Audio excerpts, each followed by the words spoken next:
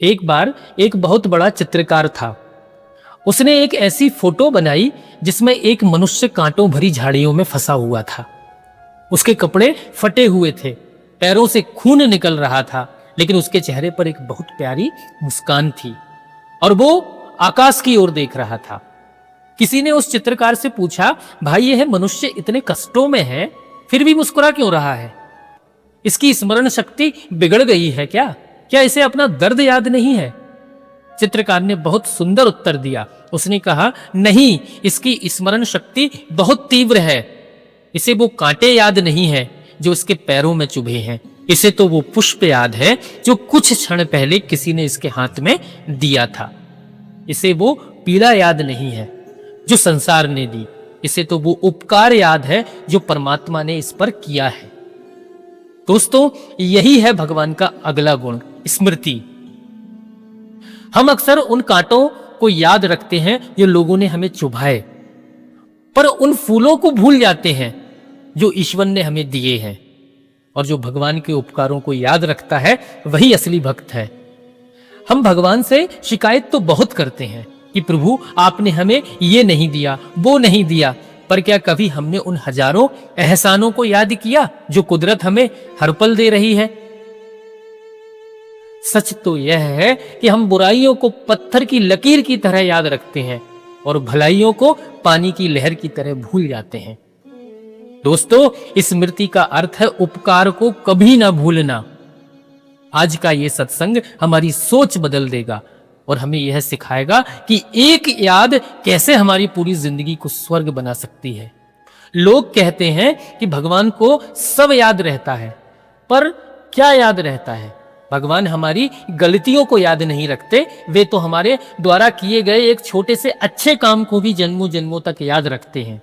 स्मृति का सही अर्थ है कृतज्ञता। अगर किसी ने हमारे साथ बुरा किया तो उसे भूल जाना महानता है, पर अगर किसी ने हमारे लिए रत्ती भर भी अच्छा किया तो उसे उम्र भर याद रखना स्मृति है। आज हम भूलने की बीमारी के शिकार हैं। हम माँ बाप के त्याग को भूल जाते हैं।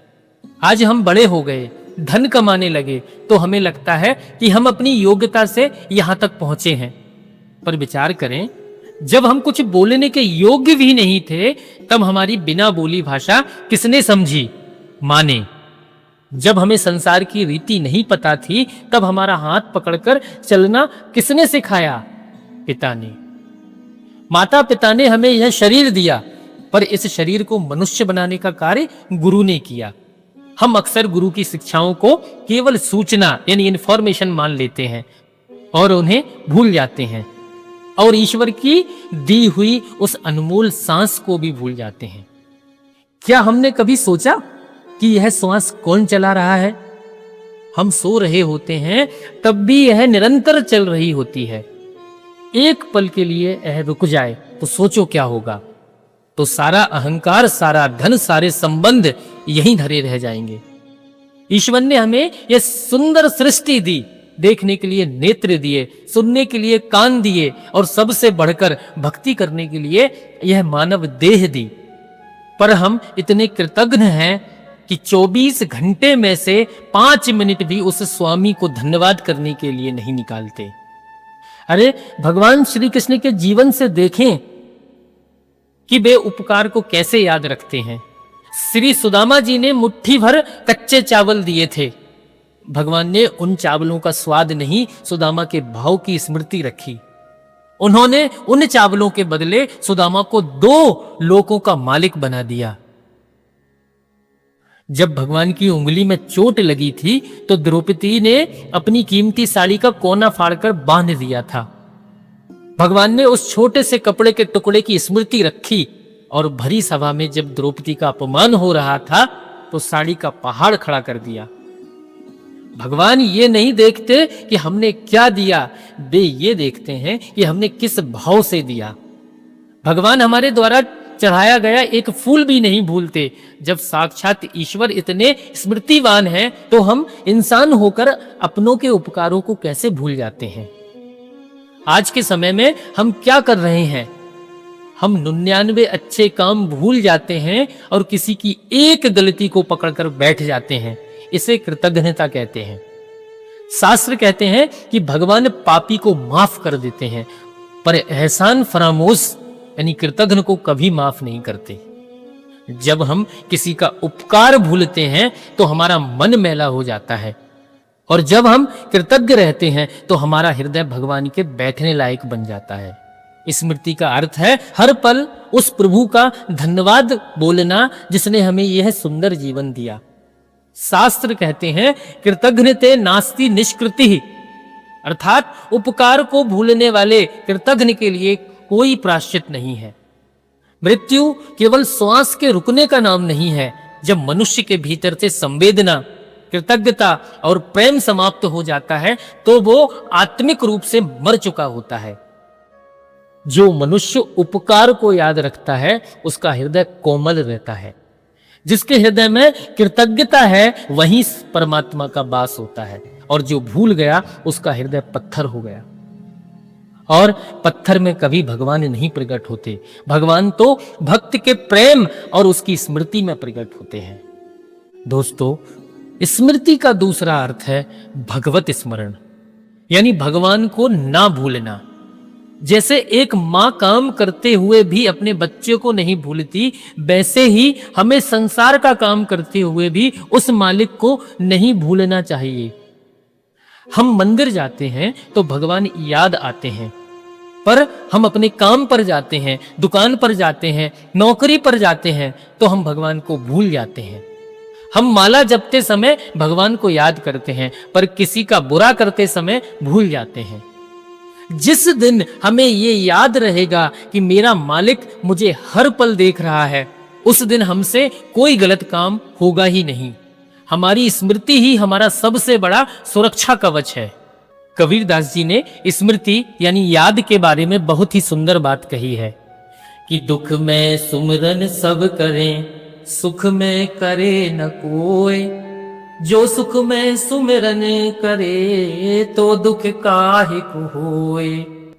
हम मुसीबत पड़ने पर तो भगवान भगवान चिल्लाते हैं, पर जब सब ठीक होता है तो हम उन्हें भूल जाते हैं। अगर हम सुख के दिनों में भी उनकी स्मृति बनाए रखें तो जीवन में कभी दुख आएगा ही नहीं। और तुलसीदास जी महाराज श्री रामचरितमानस में क्या कहते हैं कि सुमरि पवन सुत पावन नामू, अपने बस करी राखे रामू। अर्थात हनुमान जी के पास अपनी कोई बड़ी ताकत नहीं थी, उनकी सबसे बड़ी ताकत थी निरंतर राम स्मृति। उन्होंने राम नाम को याद रखा तो स्वयं भगवान उनके वश में हो गए। यानी जो भगवान को याद रखता है, भगवान उसे दुनिया में सबसे शक्तिशाली बना देते हैं। दोस्तों, आज के इस सत्संग का सबसे बड़ा सार यही है कि भगवान को प्रसन्न करने का सबसे छोटा मार्ग कृतज्ञता है। हम प्रार्थना में अक्सर वो मांगते हैं जो हमारे पास नहीं है, पर हम वो धन्यवाद देना भूल जाते हैं जो प्रभु ने हमें पहले से दे रखा है। याद रखिए, जो प्राप्त है उसके लिए धन्यवाद देना ही पर्याप्त है। इसी भाव को स्पष्ट करने के लिए संतों ने बहुत सुंदर बात कही है। प्रभु उपकार न मानई, जो जग अधम कहाय। कृतज्ञ हृदय में ही सदा, ठाकुर वास कराए। जो मनुष्य ईश्वर और अपनों के उपकार को नहीं मानता, वह संसार में सबसे नीचे है। लेकिन जिसका हृदय कृतज्ञता से भरा है, साक्षात भगवान स्वयं चलकर उसके पास आते हैं और उसके हृदय में निवास करते हैं। हमें अपनी समस्याओं को गिनना बंद करना है और अपने आशीर्वादों को गिनना शुरू करना है। जिस दिन हम अपनी शिकायतों की सूची फाड़कर धन्यवाद की माला जपना शुरू कर देंगे, उस दिन हमें ईश्वर को कहीं खोजना नहीं पड़ेगा, वो हमारे भीतर ही मुस्कुराते हुए मिलेंगे। दोस्तों, स्मृति वो गुण है जो हमें इंसान से देवता बना देता है। आज से हम एक अभ्यास शुरू करें, धन्यवाद दें। रात को सोने से पहले उन 5 लोगों को याद करें जिन्होंने आज आपकी मदद की, और उनको धन्यवाद दें। हर आती जाती सांस के साथ प्रभु का नाम लें। दोस्तों, आज कमेंट में धन्यवाद प्रभु, और कम से कम एक ऐसी बात लिखें जिसके लिए आप आज भगवान को धन्यवाद देना चाहते हैं।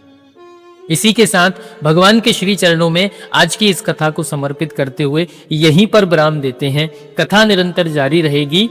जय श्री कृष्ण।